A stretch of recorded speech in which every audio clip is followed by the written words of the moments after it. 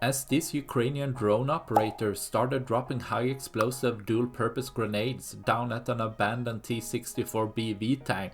The aim was a bit off, going over to hand grenades going in lower to try and hit one of the open hatches left by the tank crew. But as the grenade hit the turret and bounces off, the drone operator had had enough, going in for a closer drop again with the hand grenade.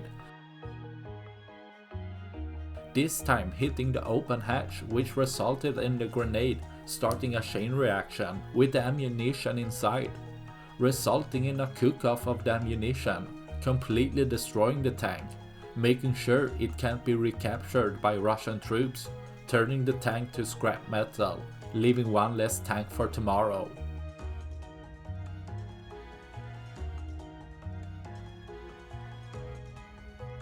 That's all I had for this video. Please like and subscribe for more. Thanks for watching. Bye.